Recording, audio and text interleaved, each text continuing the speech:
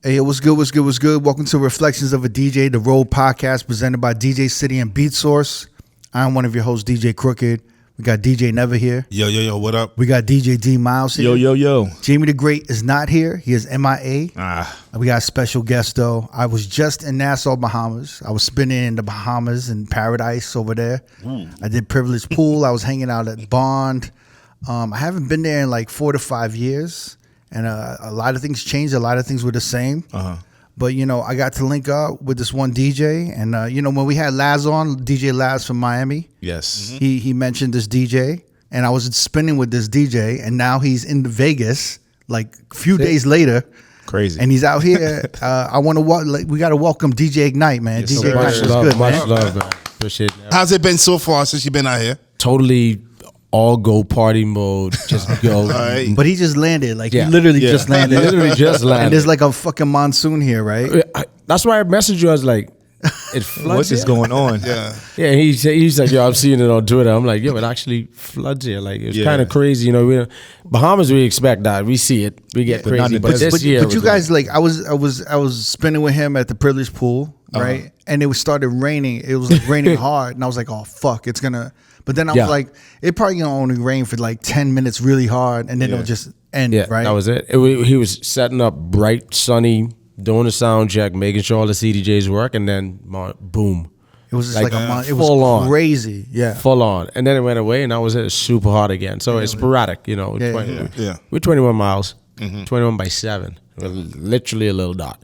21 by 7. So it comes from any direction, anytime, at any point during the day, without warning. Yeah, your flight was probably delayed here, right? Because you got here late. You just landed. We were good. I mean, coming here, he said it was going to be a little slower due to the wind direction, or whatever he was saying. So it was 3.5 or 3:50 into Dallas, and then it was 2 hours 44 to here. Due to the wind, I figured, like the guy said to us, he said it might have been a delay. He said it could be too hot or something to land. I don't know anything about planes, so I'm just like, all right, whatever you say, let's get us down. But coming in, boy, I got rocky coming in. That turbulence was.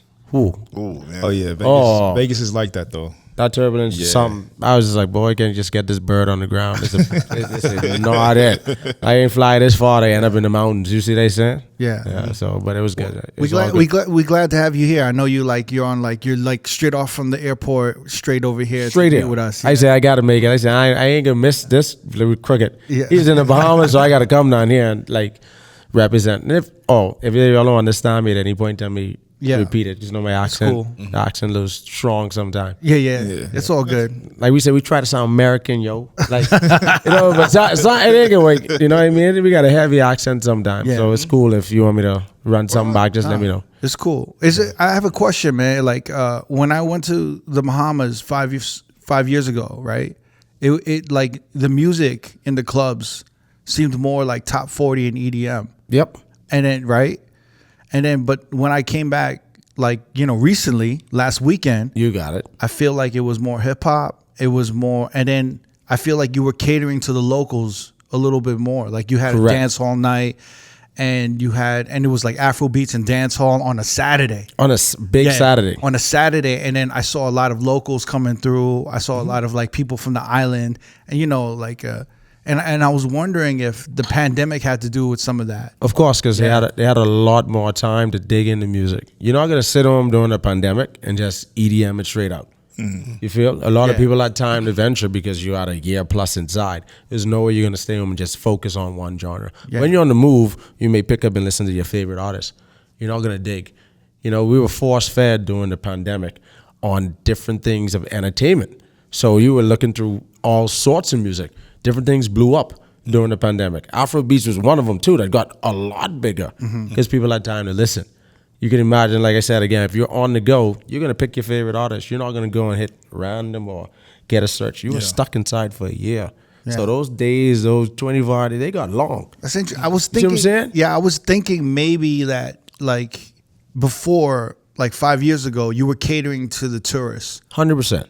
And then over the pandemic, you kind of had to build it from the ground up, and maybe you had to cater more to local, like the local people coming to the clubs and supporting nightlife a little more. So you started catering more to.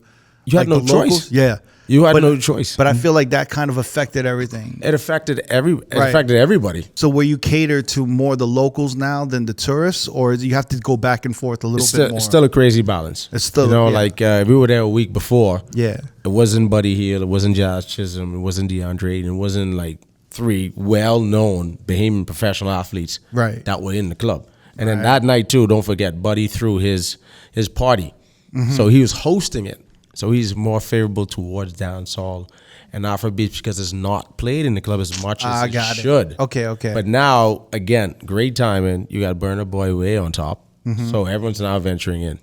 He does the remix with Tony Braxton. Well, I should say he remixed the song to make, Last. So now you got a generational gap now bridged because he remixed an original song that our parents knew or DJs know. Right. So now you got everyone coming back together in the club. So now I can do the Afro beats.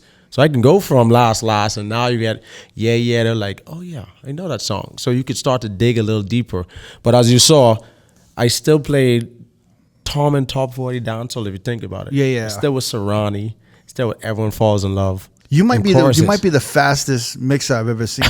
No way. For real. I appreciate it. He wouldn't even let he'll let maybe like half a line play. And let the crowd sing the rest. Because the crowd sing, he'll play half a line and the crowd will sing the rest and then he'll drop the next record. Next record gone. Yeah. You was fast. I appreciate it. I mean, I don't know if it's a good or bad thing. It depends on what you're looking for. DJ Fresh was out of Tampa. I don't know if you know Fresh down in St. Petersburg. He runs Park and Rec. Yeah, DJ Fresh. He was in there and he was like, dude, you're going so fast. Yeah. But I try to do it at a respectable rate because there's so much music to cover. If it was a normal night like Top 40, I can't press that type of gas because I'm going to run out of tunes. I'm about to ask you, do you keep going like the whole night like that? That same thing. Because when we warmed up, he told you I played a couple culture songs. Still in reggae, obviously. So I played more of the culture, sing-alongs like Sizzler. It's along that lines. Damian Marley, you heard Jam Rock, you heard Baby. Yeah, when you play Sizzler, I love that song. So they all went crazy. You got to play that feel-good, emotional culture. Yeah, when you hear that. So he played that for maybe 2 lines. Yeah. 2 lines. Like, ooh, yeah, I'm missing you. And then when everyone was dry cry, and then next cut it. Boom. Flying. Because it's so much to get through. Yeah, everyone sings dry cry, and then he just slams in another record. Yeah, right on to next one. I think it was something like King in His Jungle, Jocko and Sizzler, something like that.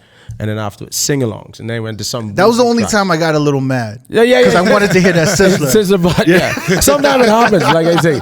Sometimes it happens. They get pissed off, like, because I'm flying. But in a way, when you have a night like that in the club, expanded to now the focus is dancehall and Afro beats. Now I can go into my library because I'm not playing locally now. So now I could bring that to the club because I have the chance. Yeah. But in reality, if that was not advertised on that night, you might not have the same crowd at period. Yeah. And like you said, you were there 5 years ago. You had a lot of the Katy Perry's, the Top 4, the Common Drakes, and it's not as quick. Yeah, I'm kind of cruising. Yeah, you know what I mean? Songs are playing. Well, it was so different, but you're saying that it's because of that one night. Because of that one night. So a regular other Saturday would have been more top 40, more EDM? Top 40, and one be Chi Man Car, one be any of that stuff. But I knew that was going to be a local night. His body was throwing his body. Okay. See, I thought like the Bahamian All-Stars. Yeah, so I thought that was like you guys catering to the local crowd on a Saturday, and it was a regular thing. They knew what that was going to be because Buddy Hield. Got it. He promoted that as that was his event. Okay. And like I said, Jazz Chisholm, Marlins, Bahamian again came out. I think DeAndre was there,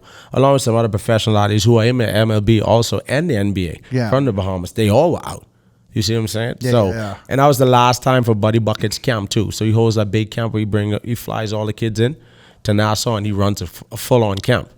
So that was the last night. Everything's done. So that was the hoorah. So it was a very like local pride. We knew that. Local event. Yeah. Yeah, I had a lot of DMs too from international guests who were like, hey, what's this track here you were playing at this time? And they're sending me like Shazams. I'm like, that is the track.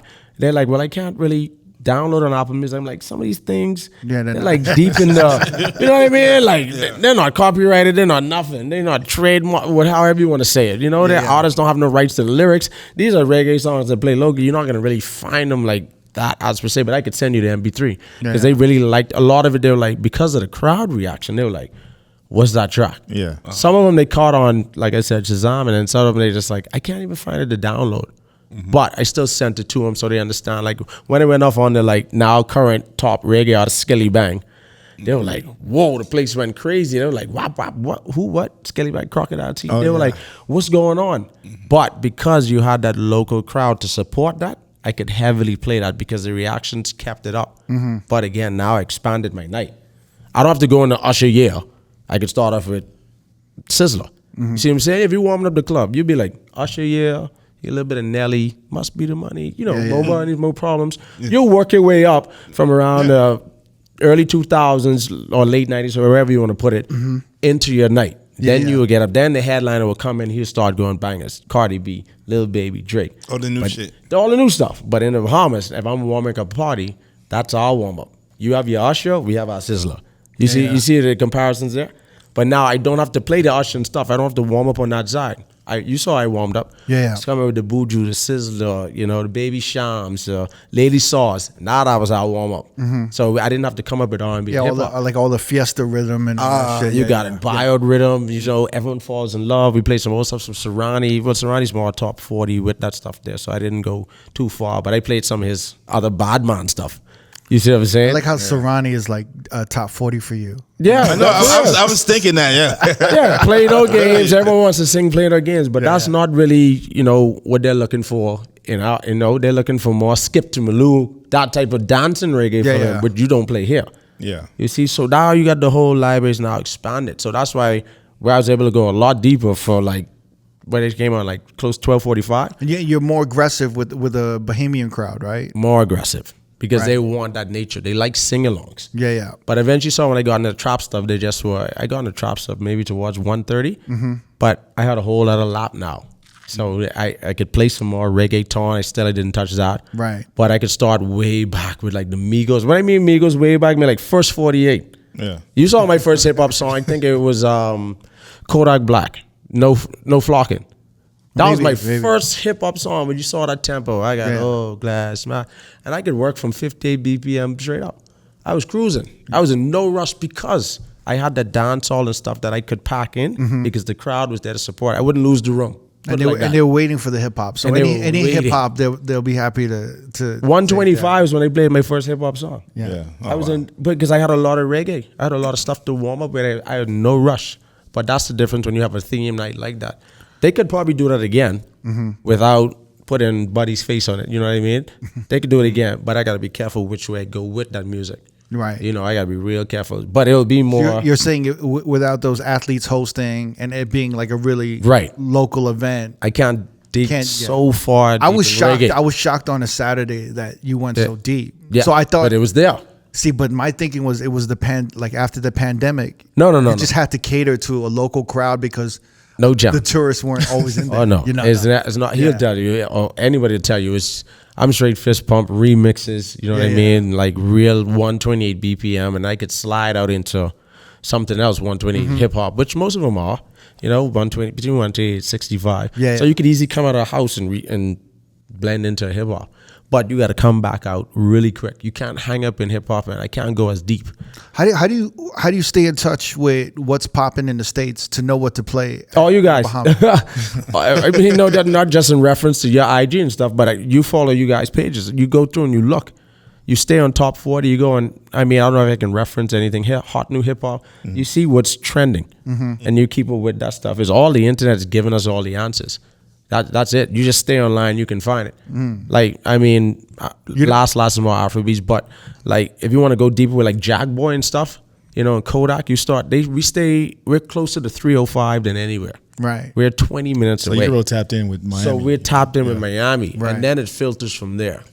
You see what I'm saying? So that's how we stay tapped in. But social media has helped us more than anything.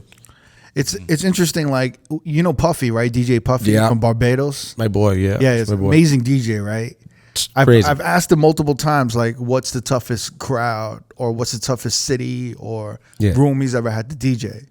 And he's like, Barbados. They're the worst. No home song. Yeah. For you, it's the same thing? Oh, so tough. Bahamas, unbelievable. Yeah. They would stand there and not move. Yeah.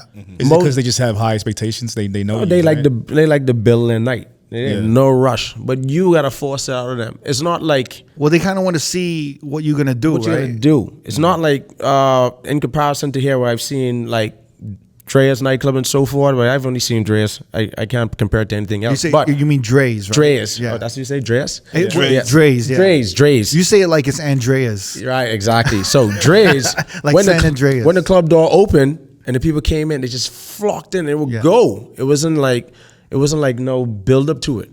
They just would go. From the first song, he's playing like Soul Shaker, and they were just ringing on. I'm like, boy, if that's the energy we could get in the Bahamas out the gate, you'll be the biggest opener in the world for a long time. You see where I'm coming from? Because the crowd comes and they're... But you're talking about the local Bahamian crowd, right? But now the local Bahamian crowd, it ain't going to happen like that. Right. Number one, the opener, he's there for a crucial part, but he's not going to see any day of light till maybe, like if he's saying his opening set's 11 to 1, he may get a spark like 12:30. May get it. Sounds like LA. You see what I'm saying? They stay back. We stay back to the corners. We lean up on the walls. Why is that? What is it? It's like I feel like it's more or less a fashion statement. I'll be real with you. You want to flex. You want the people to know you were there. You want to hail it. Not like we don't see everybody every day. Yeah. But you still want people to see you and say hi and, dap them up, and then you move forward. Then you make your way into the bar. Is it because the island is so small, you know everybody? Everybody. So if for example, if I go in a room and I know everybody, it's not as exciting for me to just get wild. I have to have a reason to get wild. Oh, really? So it's like for example, like if I go to New York or if I go to LA, right? And if I see the local crowd in LA, they're not gonna wild out in LA because they know everybody in the room. But an LA motherfucker in Las Vegas will wild out. Because they don't know nobody. Exactly. Home, they know everybody. So I gotta play cool. It's a small island, so everyone kind of knows everybody. Yeah. You know my status too. Right. So if I was a bad man, figuratively speaking, I ain't going in the middle of the dance floor early in the night. Right. You know, for me so to that's the thing is that everyone's kind of familiar. Everyone has their own social status, so you know. So they need the DJ to really bring it out. You got to bring it out. But when he does bring it out, they'll be ready to pop off. There'll be bottles. There'll be money throwing. And then that's when they'll be like, party start. See what I'm saying? Yeah. Party start. So my answer to anybody coming in, he saw it. Pick on the ladies. He did it his own way coming in. He was within the resort, but there was still a lot of locals there. Like I tell people, don't take white people in the Bahamas to be international guests. There were a lot of local Bahamians there who are white. We have quite a bit. Trust me. I don't think you notice that. But a lot of them were in the pools. And when he started to hit his reggae and stuff, you started to see, now the pool started to build a little current. You see what I'm saying? Then he hit his reggaeton. More current. So he started to build his train. You see what I'm saying? But I say, don't mistake white people for being all international guests. Look at your video again on your phone when I played those songs in the club. Yeah. A lot of white people was in there singing it, right? Because they born there, they're Bahamians. Their parents may not be, but they were born in the country because their parents were there for years ago. Yeah. And they'll continue to carry on. So I say, don't get it mixed up like it was all tourists in there. No. But now you have another week coming up, whereas normal bar night, it's going to be a big influx of hotel guests. Now you got to be careful. You see what I'm saying? Now you got to know where you're going. And no sizzler at 1 a.m. No nothing. Now you got to know how to bring the crowd forward. And right away, you see them, they come in the club and someone's going to run to the center of the dance floor. And you're like, oh, let me hang on to them. I got to pick on that person. And then sometimes it doesn't happen. You still got an empty dance floor. And you're like, oh, my God, I'm going to lose my opening job. You see what I'm saying? How long do you guys go at night?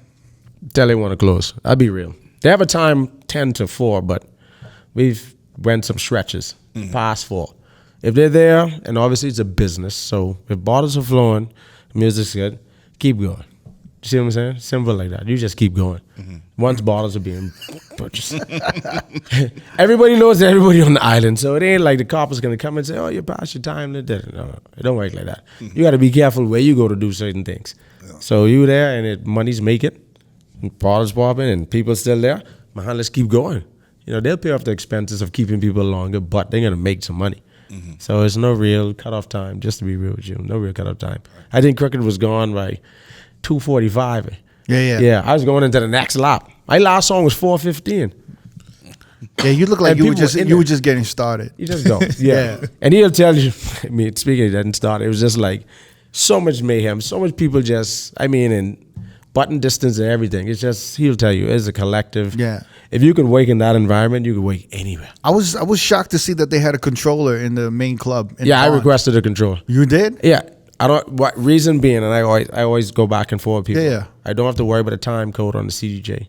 I don't worry about the CD skipping. I don't worry about none of that stuff. I don't have to go to S9, whereas I can't separate my banks. I could be in hot cues on this side, and over here I could be on sampler. Right. And as you saw, I was doing that hot cue Yeah, sampler yeah. and switching up. You were doing great. Switch tracks, and that's the only advantage I've gotten from playing with a controller. So I just eliminate the CDJs. I mean, that controller got a better sound card than the fucking S9. The S9, yeah, the S9 trouble in the camps. Yeah. But again, I'm down here on the S9.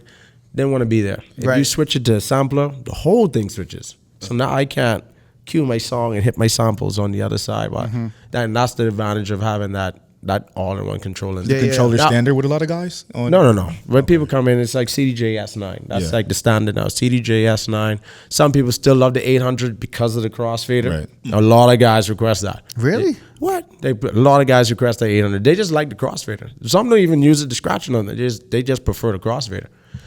You have some weird requests. But if you look at the majority of riders that come in, it's like DJM 800. Well, now they have to use the 900 because Serato's built in. The boxes are limited. So you were forced forward regardless if you wanted to be forward or not. So a lot of requests on 900 to CDJs. You just can't get away from it. Me, I'm like, you can give me the SRT now if you want to. Yeah. I could work with that, but for me, preferably the SC. I like the platters on that. But it's separate control. It was good to, like, I haven't heard someone play dancehall like that in a long time. Maybe in like 7-8 years. Since I was in like since I was in New York and like Brooklyn or something. Maybe it been long ago. I was listening to like Max Glazer. Shout out to Max Glazer. Max Glazer, yeah. He's the best. But it's like it's like that style of DJing, right? You don't hear that on the West Coast at all. But you have the crowd. Imagine that crowd coming to the West Coast. You start shooting too. You just juggle. No, it's a totally different. It's a totally different style. Totally different. Period. Well, I was talking with you a little bit, right? Because like on the West Coast, there isn't as much of a Caribbean presence in the community in like California, Las Vegas. So like they don't even play rhythms. No, they'll play. I was riding rhythms too. They'll play like one song from the rhythm, and then that's it. Move on to the next rhythm, one song, and then one song. Right. So they play like. I think, Serrani. They'll play that game. Yeah. But you wouldn't play the whole unfinished business rhythm. No, they wouldn't do that. The Mavado's still there. Yeah. Beanie's still there. Lady Saw. But it buys you more time. Like, that's 5 songs. I've just bought myself 2.5 minutes out of my set. But I've played 5 songs on the rhythm. As you said, that's why the set went so far. Yeah. And I keep stretching it out and delaying Little Baby is because start riding the rhythms, and I could shoot through the rhythms because you have 7-8 songs. But that crowd in the West Coast, they wouldn't even know those other rhythms. They know the top 40 one song. The one song that they did not. Maybe the second, maybe the like one more. Yeah, you got it. But if they made note of the rhythms, they might know like Serrani, and then they may get away with the Mavado. I'm so special. So special, yeah. Right, you may get away with that because he obviously became a good mainstream artist. But it's still some more on there that bang. No, for sure. But have you ever DJed on the West Coast besides Vegas, like on a dance hall level? No, have not. Have not. I'd be curious for you to see like a dance hall or like an Afrobeats party on the West Coast. If they have one out and they see this cast, they'll invite us out. We'll come listen to it. You know what I mean? But that's why I keep telling Cricket, like, if you put Cricket in that club for a buddy here tonight, he'll dig deep. You'll find it. Yeah. It's there, You'll it'll be take me some time. I'm rusty, man. I'm rusty. I'm but not like you. You'll be surprised what you think of, like. Yeah. Like, so for me, that was exciting, and I was on fire with it because I do not have the chance to do that. So finally had the chance to do it. So it's just like, oh, remember, this led to that led to this, Yeah. Heads eye led to traffic blocking from Beanie Man. Like, you see what I'm saying? Like that type of stuff. So you start thinking of more rhythms and you just start riding them. And, for sure. And it all came back like, because Bond was in there. Bahamas been in maybe 4 years now, maybe 5. The club Bond? Yeah. The hotel was in there, period. Yeah. I think it was like 5 years ago. So for me to survive, I had to play local heavy. You see what I'm saying? Yeah. But I knew playing locally heavily could only take you so far because it's such a saturated market. I had to figure out another way. Wait, so you know what I mean? It's a lot. Listen, you got some DJs who back home who would put me to shame. Like they could shell, but now you flip the markets, it gets tough. Yeah. You know, now they put you here with you at a beach club. It's like, oh boy, but they put you there in a local party. They're like, people are like, what the hell's going on? You know, it's still sure. you could battle most of it. And I always shout out DJ Puffy. Obviously, you know, there's more to it, but. You shout out DJ Puffy because he can go to any market. He's figured it out. Yeah. But he studies a lot too. Mm-hmm. I never discredit him for anything. But he's made that transition whereas he can bring the barrier over.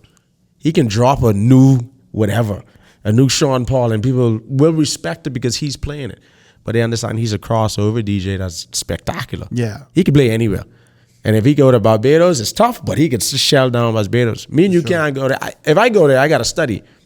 I got to have that DJ locally, but you got to tell me what y'all playing here. Right. If you come there, I'd say, hey, this is what we playing. Mm-hmm. The TOK is the Skelly Bangs, the Skangs. Like, right. I would tell you, and I would line you up with as much info as I could give you because I respect that. You know what I mean? Yeah. To give you the opportunity to shell because you don't want anybody to sink. Like, you know, come on. But that's the thing. We could survive if we have time to study, but you won't get that same dancehall set. Now you ship that crowd over to you. Up there, I'll come there late. You see what I'm saying? I have a question. I'm curious. Like Buddy Hill, the DeAndre Ayton, them dudes are young. Yeah. So like those older records, they resonate with them? Straight through. Yeah. They don't die off. Like 22, 23 years old. Yeah, but you know what I mean? Because you got to remember, he still grew up partying locally too. Mm-hmm. So those records still slap. Or he's going to hop in the car with somebody. And they're gonna be playing that track. I mean, those records like they don't go away. They're like timeless. Yeah, like I'm just thinking like if you think of a 21-year-old athlete in the States, they're gonna want to hear nothing but like new shit, right? They're not gonna be like listening to like shit that their parents might have been listening to. In the club, they kind of you're still right. No, you know I can take you away from it, but they know it. Yeah. That's why down for my niggas, see murder. Right. Mm-hmm. Why does I get the club crazy in the Bahamas? They still like it as aggressive gangster. You can't talk to me. Don't say nothing to me type vibe. Mm-hmm. Hit him up, Tupac. Biggest reaction the whole night. That was after you left. Damn. Biggest. Because it's gangster first though, fuck bitch. And I don't know if you have to edit that, but anyway, you know, so that's telling you can't bother me, but it's when you play it. Mm-hmm. If I would have used that track to build a night, nothing happening. Mm-hmm. But when I played that when they were up in the air, everyone's a bad man at that point. And that's the type of, as you see, I started to deliver that music like that. Yeah. Like nobody could talk to me, and that's what we like to party. Yeah. It's aggressive. And then I went into those young Jeezys and stuff. I used to have nothing. I got so now the club's crazy. People throwing money, that type of thing. I'm the biggest boss. Stay scheming. Yeah. Stay scheming. Damn, man. Stay scheming would always be a banger. He was like playing like a lot of hood ass hip hop. Hood. Yeah. Wow. That's where we hanging out. Then we get You did a great Little Baby set. That's it. And that's what they were waiting on. But you can imagine I pumped that. Now they've heard their track. It's like, all right, where I going next? So I got to figure out where to dig to. So I had to represent God. But it's, you know, there's an art to being calm when you're headlining and to hold back. You got to. But I feel like that's an East Coast thing. I guess so. Yeah, I mean, you can't take it away. Everybody has to do it. Because you got to learn how to stretch the time to 4 a.m. Right. But on the West Coast, it closes at 2 a.m. Oh, and the headliner sets usually so you gotta hit them hard. You gotta show earlier. Oh, I see what you're saying. So you're saying the West Coast, the club's compresses. So like the way 2 hours less. 2 hours less. So the openers on the West Coast, like the way motherfuckers do, like they approach the night, it's like more hits. There's no warm up. I see. Do you understand what I'm saying? But Vegas closes till at 4. But I'm saying like Cali and all these other West Coast, most of them is 2 o'clock. So the styles are different. Like what you're doing when you're holding back. Yeah. Like in Cali, you would almost get in trouble for that. I see. You got to go for it. You just got to go for it. Go for it. Which is like I appreciate. Like it's an art what you're doing. You know what I'm saying? Right. Like to hold back and then just like we used to do that shit in New York. Remember? Yeah. If we could like keep the crowd popping till like 2:15 and we haven't played any new record 2:30. We haven't played any new banger. We could keep that shit going. Yeah, we were like, we were like, I forgot what was like a big record at the time, like in the early 2000s. I'd be like, yo, I haven't even played. Like Pastor Cavassier. I haven't played like in the club. I haven't played Magic Stick yet. Yeah. You know, like with the biggest Jay-Z song at the time, I haven't played that yet. I haven't played Public that service yet. announcement. So when you're holding back, you were like, yo, I'm about to fuck. Dude, we're going to close at 5 a.m. Yeah. But even that, like, what's crazy, even though you said Jay-Z, like, public service announcement, like, the headliner won't play that in Bahamas, you know. That's like the opener wouldn't play that. That's like a headline song. It's kind of tricky. So that's still a big song. It's still a headline. You know, I was actually shocked you played that. Yeah, because the lighting guys love it. Because they have time to block out and come back in, you know? Okay, yeah. So they're working with me. As you see, I tripped out at one point when they weren't paying attention. I saw at the beginning, they weren't paying attention. You saw me go off. Yeah. You know, I started hitting my fist and slapping like, come on, you got to pay attention. The lighting is important, man. Like, especially if I'm delivering hits, they were doing sell them. Whatever. At that time, they're doing some shit. Something was happening. I've gotten in trouble for like getting frustrated with lighting guys because they fucking up. Like they keep this steady light going. That's it. And I'm doing drops. So you got to feel that and know when to come back. And then, you know, like even, you know, in dancehall, you rewind it back, you bring it back to the one where it's silent. You got to black it out so that when it builds up, you hit them with the, and then the lighting guy is still having the same lights and I've rewind it back. Right. And I'm like, yo, and I look at them like, what are you doing? And that comes a part of them knowing the songs too, you know. Right. Yeah. Just even paying attention. Well, they at that point, something was going on. Some lady came in the booths and some dude was talking to them. I could understand. They explained afterwards the confusion because. Oh no, I'm not getting on your lighting guys. Yeah, but in general, sometimes, but they, you know, they don't know the track or they just missed the cue or we don't know what's going on there. Yeah. But that's a big help. You know, the light is definitely. I've seen the light in Dre's. I've definitely seen the hockey sound on YouTube. It's just like these guys are slapping. And obviously for me, Liv lighting guy, I think Rain.52 is his handle or whatever. Yeah, I was just hanging with Rain. You know Rain? Start from You talking about the Rain that used to be here? Yeah. I forgot he moved to fucking and Liv. You're talking about so Rain Rain was the lighting guy at Omnia and he did Hakkasan. Yeah. He slaps. How do you know him? I saw him from your page. Oh. I always knew a guy was there, but when you tagged it put a reference to it. Oh, wow. Because I could sit on YouTube all day. These guys would tell you. I sit on YouTube all day and I'm like, I'm going to play at Liv. I'm going to play at Dre's. Or Dryas, however you say it. I'm like, I'm going to be the first Bahamian to do that. I'm going to do that, you know? And then, like, so I always looked at these guys. I'm like, man, they know. And the thing is, he could be a DJ. He knows every last track. The guys who come in and play their sets at Live, obviously like every resident DJ, you're gonna have Don Hot. He's bad, off like crazy good. When I say bad, Don Hot, Anderson, those guys always play there. So he kind of has an idea. Your sets don't change that much. Let me be real. Everybody knows. You could try play different as much as you want. Some songs string together. So that lighting guy knows what breaks are coming. He knows when a Meek Mill Dreams Nightmare is coming. These lighting guys, after a while, they hear you after a while. They know what's coming next. Yeah. But with clubs like Live, Drez, Barn, Hakkasan, Barn and Bahamas, Hakkasan here, they rotate people so heavily. You're not going to see the same person twice that often in that abundance. So you could create the perfect set if you think about it. If you feel like switching it up, you can. But you could string together the same 10 songs to get everybody up in the air all the time. Yeah. And the lighting guy, he's very important because he's going to know what's coming next. But you as the visitor or the tourist or whatever you want to call it, you've never been there before. It's a very limited amount of people that actually return. Think about these clubs. They're all tourist destinations. So they have the best set, and the lighting guy, sticking with him is major key. If you're on point with your lighting guy and y'all vibing, it's a movie. Yeah. You see what I'm saying? But we don't see the same person that often. So you got a big advantage being a DJ in these type environments. You could play the same set 5 million times if you feel like.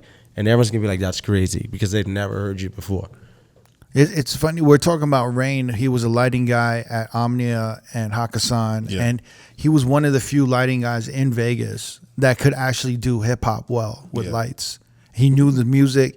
He knew how to create like a the drama. mood and that stuff. Yeah. He knew how to like break it down and build it up. You know, he was like quick to black it out. It's really about blacking it out. That's it. With hip hop. And when because there's if you hear some of these new hip hop songs, like let's say Grove Street, right? Yeah. It has a slow beginning and then and then it hits. But if you have it blacked out and the lights hit when the drums hit and it explodes, it's almost like EDM. It's almost like house. Yep. especially for like the dreams and nightmares or like all of that. That's a slow build. That's a slow build, right? But you need a lighting guy who knows the lyrics and knows when people are gonna sing it to light it up. To light it up. When people, that's the thing. You either black it out or you light it out. It has to be this high contrast. You know? They know it. Yeah. And color goes with mood too. As some But Rain knew that, and I actually didn't know he moved to Miami and at Live. Yeah, I remember he moved. I think right at the beginning of the pandemic, or right around there. I remember he moved. Well, everyone got laid off. Yeah, right during the pandemic. They had to figure it out. Yeah, because Miami was still. I mean, Florida was still open. So, but it was good to see him. Rain, this really talented lighting guy. It was good to see him at a mega club in Miami, like Live. Because I told him like, you're one of like you're special because like he knows it. You know what you're doing. He knows and the boy. You make spinning fun, and it allows me to take more chances. Real talk. Because like if I know. Like if I take a chance and you black it out, I can build it back up. I can play with the crowd a little bit more. Mm-hmm. And then it was good to see him there because I was like, this makes sense that you're here at like one of the best nightclubs in the country, in the world. Yeah. So I was like, that's tell him thanks to you. You put a name to the face because I'm sure a lot of people did not know until they were like, you tagged him. I'm sure a lot of people view that story too. Because I was like, oh, that's the guy. It's interesting. Like, lighting guys are really, really important. I mean, I think at one point where I'll probably do like an episode just talking with lighting guys or like sound guys and how vital they are to the nightclub and important. And the bartenders, like they tell them the more drunk they are, the better they sound. You know what I mean? The more drunk they are, the better they sound, bro. So it's different when you have a good staff that like that look out for the DJ. They like they'll bring you water, they'll bring you drinks. They treat you like But if you get them rocking too, don't think because they working, they ain't partying. If you get them rocking too, like they may not be physically jumping up and down, but if they feeling that, but they serving drinks faster, they doing a lot of things, like they enjoying. It's and not like they're not hearing the same set. They're like, you're changing it up. And that's why guest DJs are a good thing. A lot of guys don't embrace it, and everybody. I was one of them too. Like didn't like that someone was coming in like.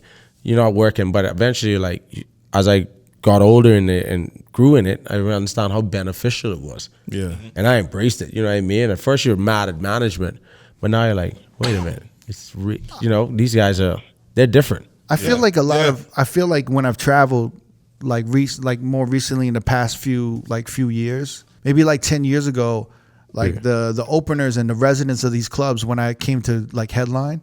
They were a little bit more welcome. They were like a little cooler. Yeah. But then like in maybe 6 to 7 years ago, it started changing where like the openers and the residents were like kind of like, why are you here?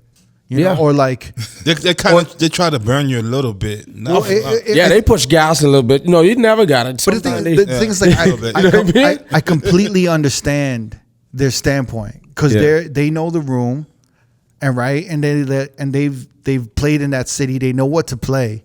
Right. And then here comes another dude who may know the room or may not know the room, and then they have to open for this motherfucker. Right. And it hurts their pride, it hurts their ego and everything, and they feel like they have enough skill and enough ability to be headlining. Exactly. But, but here comes Crooked or Never or D Miles. Right. And then they're like, well, why they got to bring this motherfucker? Why they here? Right. Why they here? Yeah. I tell them I took a different approach to it now is because now you take me back to where I started. Because a lot of headliners can't open anymore. They don't remember. They never get back to that flow of music. So with new people coming in, you embrace that now because you get to open again. But the main thing is now is the networking. A lot of people, you need DJs now. After the pandemic, we're at the bottom. Just so everybody knows. At first, I don't know if you guys who's agree at the or bottom? not. What do you mean? The DJs. Now we can't. We still working to dictate how we're paid again. And how often we play and who we get. We're still in the transition. We're like building it back up, right? I don't know if I'm saying it the right way. No, you're saying it right. You're saying it right. Yeah. But beforehand, the DJs could call any shot. You could call your salary. You could call when you play. Or, hey, I need you. Let me know when you're free. Mm-hmm. That's funny. You feel that too, huh? Man. Yeah, but now it's the other way around. We're like, I totally agree with you. We got to work together to get back, you know? Because the people are going to the club because the club's there because they want to party. The necessity of having that particular DJ doesn't really matter too much anymore. Right. You know, they want residents stuck inside for 2 years. They want to party now, so you could put Mary had a little lamb there. The people want to come to the club, you know. But we got to work hard for that to shift now to say they want to see cricket, not just I go into the club. Yeah. You know, they want to see cricket. They want to see now. You know what I mean? Yeah. Like absolutely, we have to work, and then we got to work harder together now to get salaries back. The salaries ain't the same. I don't know. Some people they may be, but salaries ain't the same. You know what I mean? For the guys who are attached to casinos and stuff, it might be not a problem anymore because people are spending money. But the other way around, all of us got to work to get back. We're not up on top yet. Not like it was before the pandemic. Right. Yeah. Before the pandemic, everybody was on fire. You could do as you please. You could dictate when you want to play. It was just so much. The demand was such. Now it's like the people come here regardless. You need to tell me. You got to tell me why you want to play here or how you want to get. And that's how I see it. I don't know if you guys feel it the same, but I totally feel it. You know, now the venues have the advantage over the disc jockey. You see what I'm saying? Right. We got to work together again to get everybody back up. So, in your opinion or in your thinking, how do we work together to? We got to get everything back. The people are going to the club because they're outside, but it's not. I'm going to see cricket because they were locked inside. Did you see that energy like when things really started opening back up? Yeah. Like, oh shit! Like motherfuckers are just happy to be out. They're just happy to be out. The spending went wild. crazy. You could look at the revenue. These hotels, everyone's up on money. Everybody, little bars, little everything. So they can put anybody there because the people want to be outside. Yeah. Now we got to try shift the culture a little bit. Some people may not agree to the way I see it, but that's how you see it. That's why now the network is so important. Sorry, you need people to come in. Mm-hmm. I need you to get me out. These venues and stuff are packed regardless now. Mm-hmm. But some club owners and promoters and talent agencies who are booking people are like, you know what? I still need this guy to be here. They need somebody. You still need I'll just throw an example, a Puffy to be there. Because that's that particular place. But in reality, they're like, man, I could put any DJ here because 800 people are coming or 4,000 coming regardless because the people are still on this climb to be outside. You see what I'm saying? That's a big thing. We got to work together. And I always encourage people now more than ever. You got a network now more than ever because they don't need you to come there. You know, if Cricket's a resident, you could be the resident every Saturday because the people are coming regardless if he's playing or not. They're coming. So we can just keep him there. Save me money, save me expenses, save me money, save me expenses, travel, all that stuff. Just keep him there. Let him play till the wheels fall off because the people are going to come regardless. They want to party. I also feel like the Bahamas is maybe like a year behind the U.S.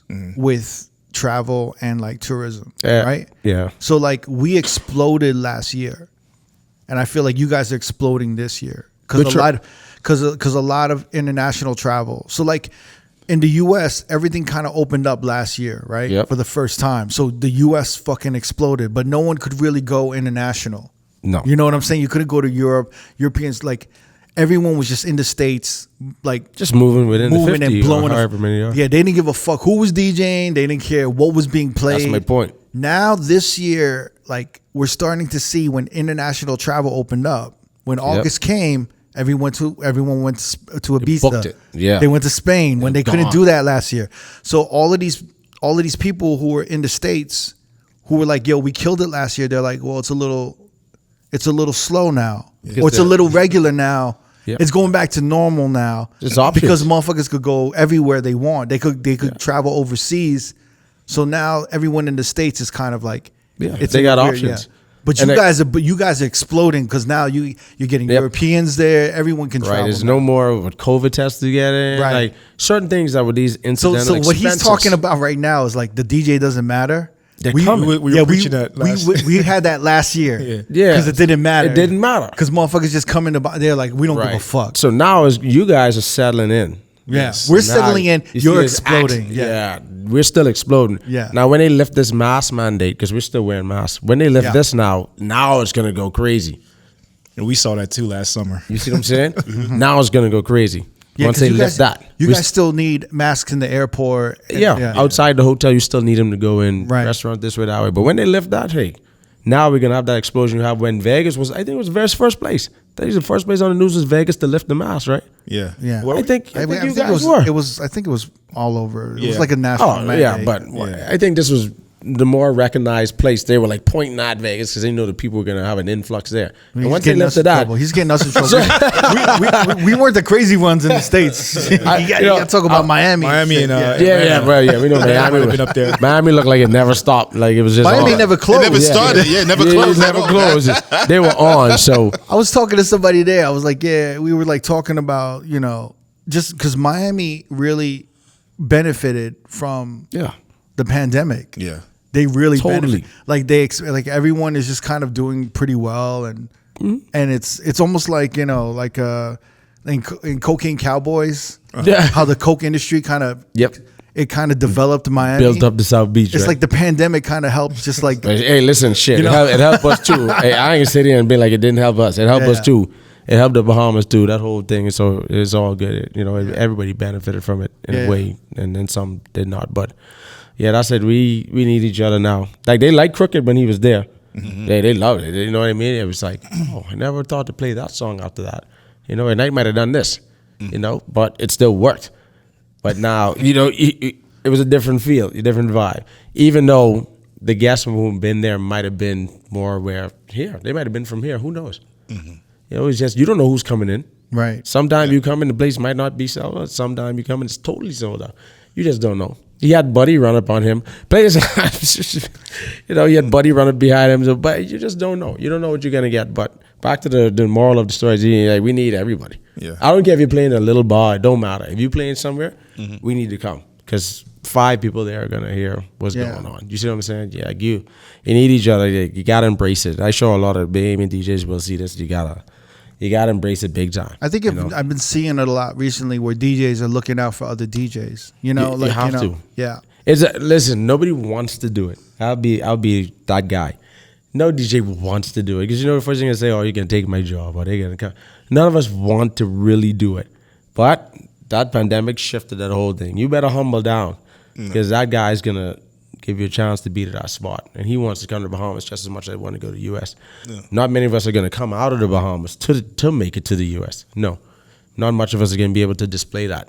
But the guys are starting to evolve and they're trying their best. And networking is a key thing. So we need each other. I also think the problem is, like, everyone got laid off and there's no, like, music directors or bookers anymore. That's what I'm saying. So, like, it's all direct. It's all of these DJs that are handling the bookings for whatever club they're working at. Yep. So it's weird, like, because there used to be like a marketing director, a music director that was on top of the DJs that would talk with the managers. Right. But now all of these clubs, they you know, during the pandemic, they got rid of everyone. Those windows, yeah. So now they just go into their resident DJs like, we want to bring guest DJs. Who should we bring? Right. And then so all of these DJs are in these positions of like, all right, I guess I'm a booker now. I have to book all.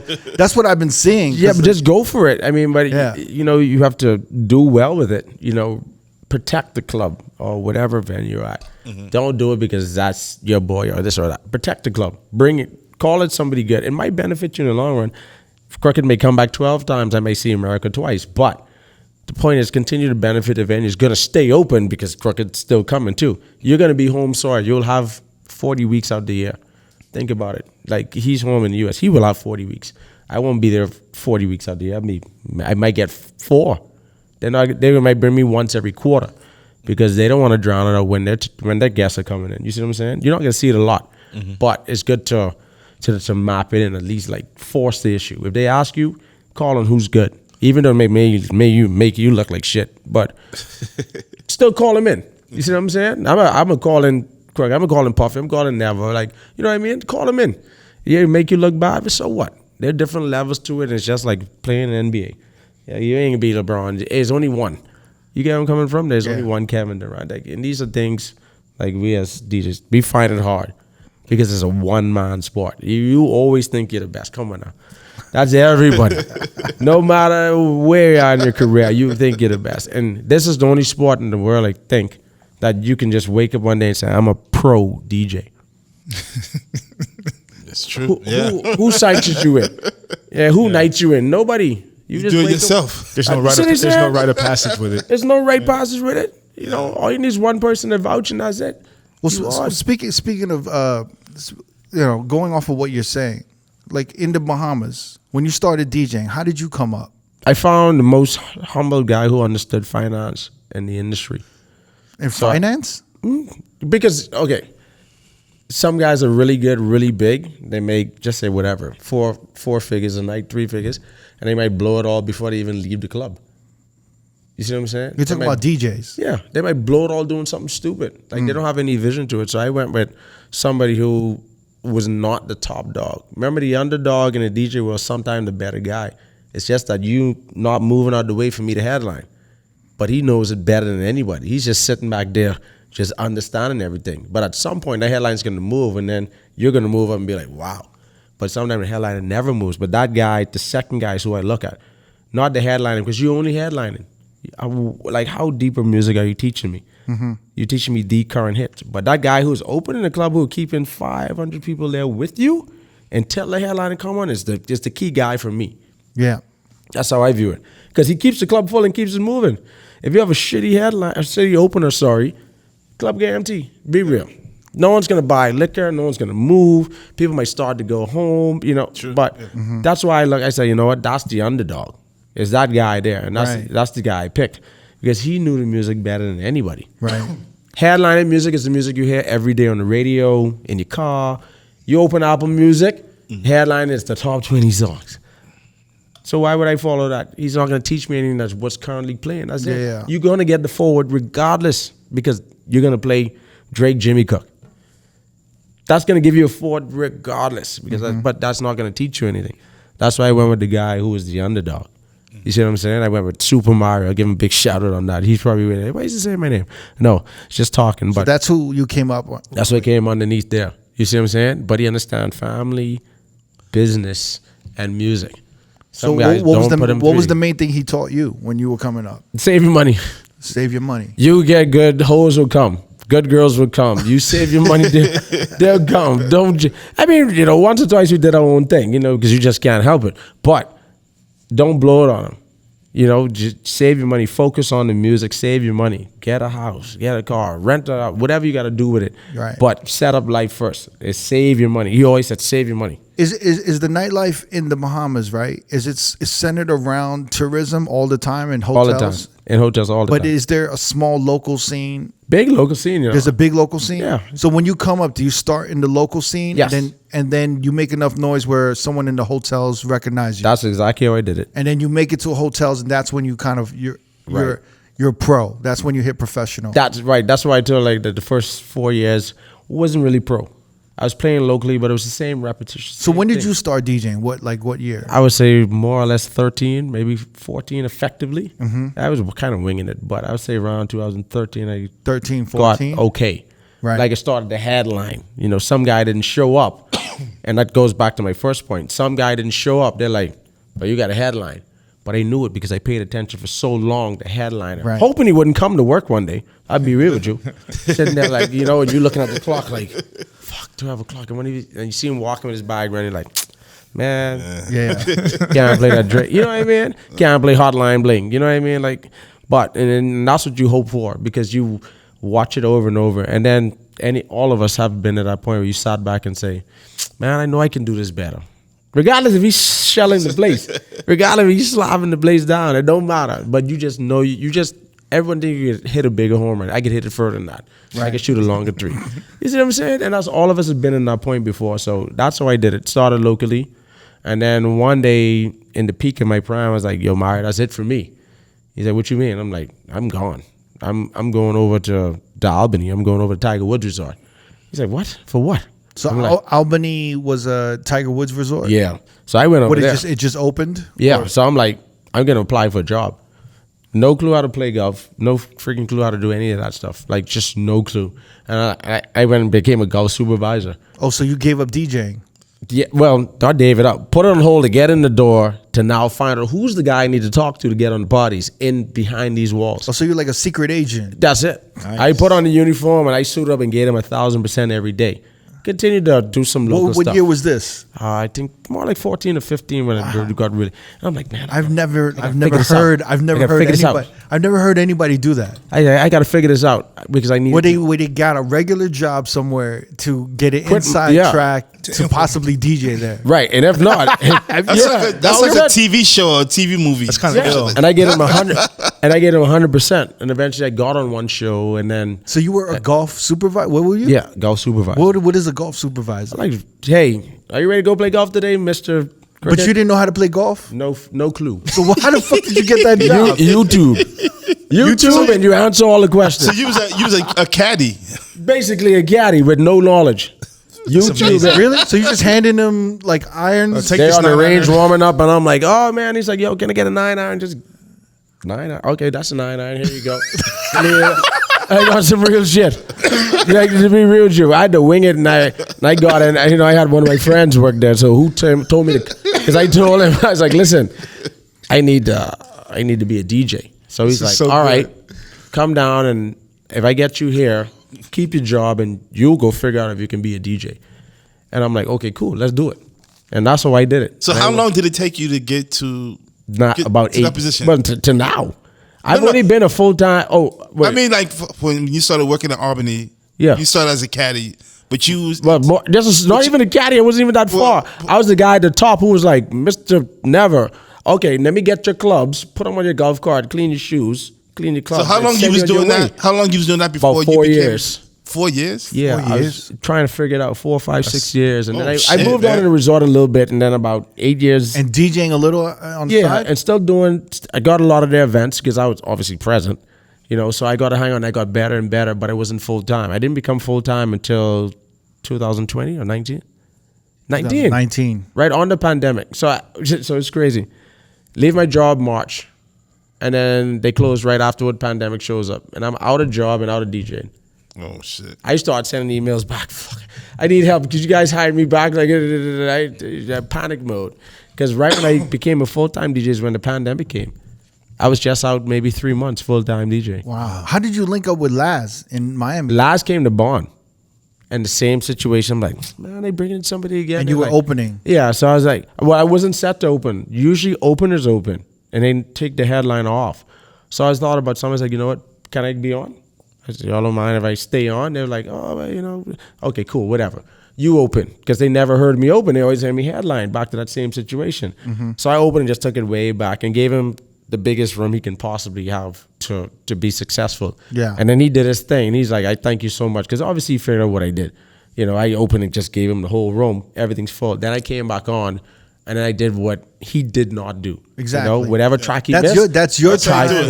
That's your time to shine. That's right. What openers don't realize now is that when you close, that's your time to embarrass the headliner. Exactly. You don't embarrass the headliner before he starts DJing. No, you embarrass him after he DJs. So all I did was and guess what? I sat there and he played Black Eyed Peas, blue. He played Katy Perry, blue. Gasolina, blue. And Serato tells you the answer. So every track that I did not play that he was playing, I just turned blue. So I did not come back to play the same thing. And Serato gives you all the references. So you mark all the songs? I marked all the songs. Oh, that's nothing illegal about that. I never thought to do that. Yeah. Sat there and mark all the songs while he's playing, sit in my corner and marked every last one, watched my clock, realized he was counting down. And then I went back to Serato history and I'm like, now let me pick a set. I have Bond sets. I got like probably 400 of them. Let me pick a set. I just click any one. And I realized, this has a lot of white tracks in this. Like a lot of tracks that are not played. Let me go through and see if I can build a vibe and pick it. And now I gave the club more. Right. You see what I'm saying? Because these are all the unplayed tracks that still did not play. And a lot of people... I never thought of doing that either, man. A lot of people don't think... He's like the king of playing your shit again. A lot of people don't think... A lot of people don't think of it. Like seriously, Serato, like that program is so crazy good. You can go back and see what side you played it on and how long now.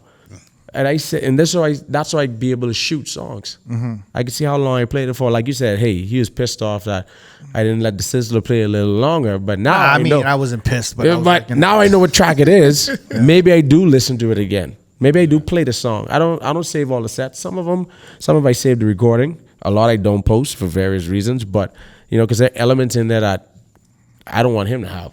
Yeah, he's doing some things at the pool he doesn't want me to have. But some people want the live sets. You see what I'm saying? Yeah. Mm-hmm. So you got to be careful. You can't put up a shitty one, but you got to put up something close to decent, good, but doesn't reveal these elements where you get people to stand up in the air or you get the party going. So that's the tricky part. But Serato, that's why I got the answer with Laz, big time. So, and I showed him a good time. Right. And then he came out and then someone's like, yo, Laz shouted you out on the show. I'm like, who, what happened? And yeah, I saw you did like a guest mix on his Sirius XM show. That was the second one. So, and he was happy with that too because again, you saw what I went with what we went with on Saturday just past. I started off with lifestyle rhythm, aircraft, like the big dancehall that's big back home. because most people who listen serious might not ever hear that style. Right. They probably hear a lot of EDM mashups, hip hop, reggaeton, the common stuff. So I went the other way. It's like, let me play the current stuff. Then you see me venture into the current hip hop, but that you have a chance to let people hear something different. You know what I mean? Don't sink yourself. You got to be good dancehall. You can't people be like, what the hell are you playing? Switch it next serious channel. No, you can't do that. You got to be. So I shot through it quick, and then obviously went to stuff they know. But that's why I linked up with Laz in the Bahamas. Just show them a good time. The Bahamas is so small, right? The community is so small. With the DJ community, it's really, really small. Yeah. Like, are you guys all tight together? Like, do you guys look out for each other? It's a tough battle. It's like it is, right? It's hard to look out for everybody. I'm wondering if someone's in place right now, like they won't move for like 10, 15 years, right? Correct. So like, if you're for example, the guy who's maybe the younger version of you, right, is waiting for you to leave. That's what they want. Yeah. they're rooting it on. Because it's so small. It's so small. And he knows if I move, he moves up. There's a salary bump. He moves on. Right. But now he starts his journey to follow me. You see what I'm saying? That's the and it's not much of us.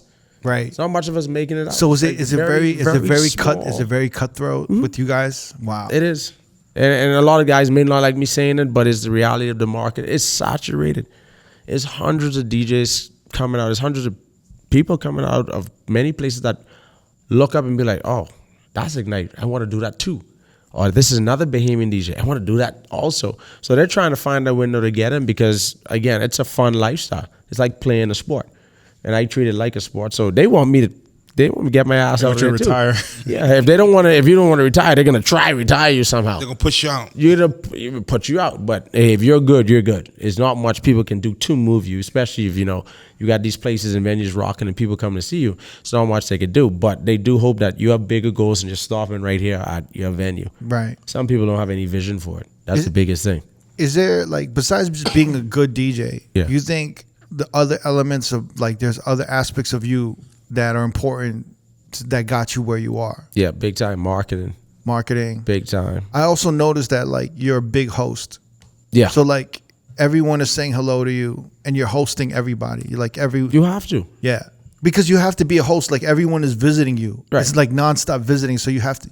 You don't get tired of being a host? No, you can't. Because those are the people who are going to call your name. Are you tired? Are you tired of being a host sometimes? No. You can't. You enjoy it? You have to. Because those what do you mean guys you have to enjoy it? Either you like it or you don't. Because like he came, he had no clue who was what from where. How do I get this? How do I do a drink? How do I do that? These are the guys who call your name. He might have never heard me play a track, but he's like, yo, my guy in the Bahamas is Ignite. That's all you got to do. And I'm rolling. That's all you got to do, and I'm rolling. Like, I don't need anything else. But that's where the hosting comes in. Yeah. People will remember you versus you have an asshole good DJ. You can be like, oh, he was good, but he was a dick. Right. Like, he was mean. So you got to continue to host. And these are sometimes that's why people come back. They don't give a shit I'm playing in the club. They want to hang out. But they're coming back because they're coming to the club. You see what I'm saying? And it's like a push and a pull. You create this friendly environment. You have to. Right? So that if I have a friend, I know you're not going to bitch about me sending you, hey, Ignite, my boy D's in town, or my D's cousins are in. It happens all the time. And then can you get them in? And then you take care of them. No problem. And then they have their friends, and then it spreads, and everyone just knows your name. Yeah, as I said, you don't have to hear me play a track, but it's just that hospitality is a big start. And then they might hear me playing, like, whoa, he's good. Yeah, we need to bring him XYZ place or whatever. You know what I mean? So I always take care of Never or take care of you. You know what I mean? To make sure. You don't have to take care of Never. I got to make sure everyone have a good time because, like, now I'm on this side of town. Yeah, they're taking very good care of. Obviously, I got Ivar here, I got Nisi here, social media, and just media. You got like a whole entourage here. Yeah, that's my team. Like that's gonna be the team. You got a team? You got a team? Working on it. Yeah, you got a team? Working on it. So for me, but none of us started like that. I'll be real. You got to get your job at the golf resort. You literally put in 4 years. Maybe more than 4, but that's beautiful. It was just 4 at the golf course, and I moved on in the resort because I continued to work hard. I'm not going to show them another face because I was hired to do that job, so I did what I was supposed to do as well as I could. Just so you could DJ. Just so I could become what I am now. That's so like, You had to position myself to win. I just want the young DJs to listen to this. I had to position myself that you to did win. a job for 4+ years. Yeah. Just to DJ. Just to get to where I am. Wow. 8 years total just to get to full. Remember, I became a full-time DJ, and a lot of people don't believe it. I became a full-time DJ right at the brink of the pandemic, right at the start of it, is when I resigned from my job. I became a full-time DJ. And then we had a pandemic. And I'm like, 20 hit, yeah. I'm like, you joking. And I could not believe it. 2020, the pandemic hit, you got those golf gloves back on. I'm like, shit, I got to go back. I'm calling everybody. I'm like, emailing everybody. And so wait, how did you guys survive during the pandemic? What happened with you guys in the Bahamas? Where we go? We went online radios, whatever. People hosted. Remember, you got to remember, no human's going to stay trapped in a cage or without entertainment and being happy. So right. We had to figure it out. Mm-hmm. So all of a sudden, online radios were big. Online parties were big. People were throwing their own little Zoom parties. So you had to figure it out. Eventually, humans are going to figure out a way for entertainment. But there was funding from the government, right? Or not really? I mean, I got dried up shit. I mean, I want to talk nothing against the government. I want them to shut me down. But yeah, it was a tough time for them. Like, that was all at once. So you guys were just hustling as much as you could and scrambling. I never went to even pick it up. I just stayed home and hustled. Stayed home, just hustle. I did online stuff, online payments. When did the Bahamas actually kind of start opening up? That was this year, right? This year? August. Yeah. That was this year, August, yeah. Oh, wow. Was that? Well, last year. Yeah. That was when the new government came. The election was this year. Last year, August, yeah. Were you just opened? Yeah, last year. You guys were flying high. Y'all were out doing the thing. Wait, I thought you guys opened like... No. Last year, August was the first time I played at SLS, and we still had limited everything. Everything was still limited. Yeah, we were just out of the... Was it just locals? Was it just locals? Or there was not very many tourists at all. It was just all locals. Wow. Oh, so you guys opened last year, August? 2021. August. 2021. Okay. August. You guys are already flying. We just started to open the country for people to come in. But the expenses, you need a COVID test. That's what, $100-some here? Right. Home was cheap. Here it was like $100. It was crazy, right? You had to get in. Then you wanted to get out. You guys had like 50% capacity and all of that shit. It was rough. So then when did it start becoming full? Now, August. This year. This is now we're getting full. Now they're seeing some good numbers. Oh, wow. And these guys at the hotels are working hard to get people there. Yeah, that's why you're an explosion right now. Good place, good time, and stay put. Ride it out. It sucks, but you need to ride out. And I got to give 100% effort, even if it's 3 people versus 3,000. Mm-hmm. I got to get 100% because those are 3 who are going to carry the message back. The Bahamas is open. Oh, we had this guy Ignite. So that's where the hosting got really big because I was able to talk to people. There was not 500 people at that pool like what you had. It was not that. Yeah. It was 20. But I had to give them that same thing. And those are the guys who came up all day with song requests and everything. You take them, accept them, embrace them, and try to network so they get the name out. Right. So we weren't what you're seeing now. Now it's full on because there's no mandates in the hotel against masks or anything. Once you're in the hotel walls, COVID-free, all that stuff, boom. You could party and stay within the walls with no mask. But as you see, once you're at the outside, it's now the protection's all the way up. So everyone's checking into the hotels because you're safe to party and be free. Once you're on the property. On the property. Once you stay on the property, that's it. You see? Interesting. But tourism is our number one industry, so of course we got to protect it. It's tourism and then banking, but a far second. I don't even call it close, but tourism that got to keep coming. Man. If not, we in trouble. Yeah, we were in trouble. Yeah. Keep it in stock. Yeah, we were in trouble. You know, I was home wondering how I was going to get my job back. You know what I mean? Like big time. So I mean, it's good. It's good that you guys are opened up. Yeah. And it's good to see you guys. Like, you know, it's covered. Yeah, and you're out here in Vegas too. This is different. You're doing like what you're doing like an NFT festival here. Yeah, Can Pie Panda. So I'm out there with these guys. He came to the Bahamas, so he bought his DJ and the same thing. And it was like, oh, this guy, and he was in like just post-pandemic type situation. Mm-hmm. So he bought his guys and he's having a big thing. I'm like, who are these guys? You know what I mean? So again, embraced it, did what I had to do, hooked up his DJ. I mean, his DJ Fresh, he's like heavy house or however you want to say it. I call everything house that's 128 and higher, but so that, and he's pumping up and, you know, and I showed him my side and he had his side.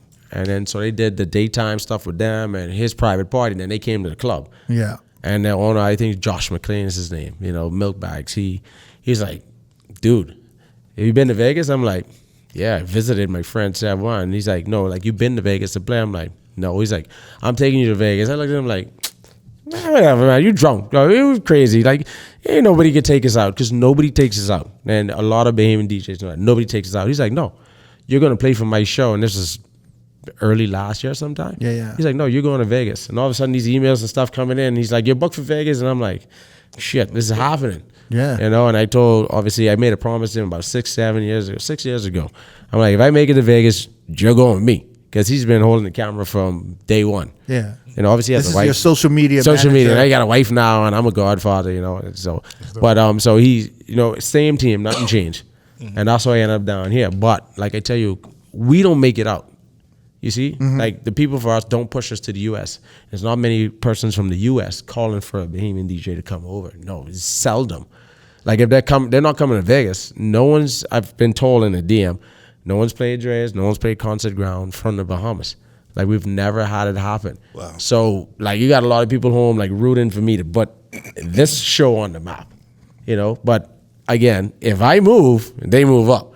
But now people have a vision that you could actually make it. Nobody thinks you can make it. So you're the first, or what? Yeah, nobody's ever. I spoke to the guys at Dre's. Like Bahamian. They're like, what's that? I'm like, oh, I'm from the Bahamas. There's never been another Bahamian DJ that's headline in like a major nightclub. Well, major nightclubs they have, but not here, not in Vegas. Yeah. Somebody could dispute it and type underneath it and show us, then I'm fine with that. You know, if y'all rate it, then so what? But we don't know. We've never.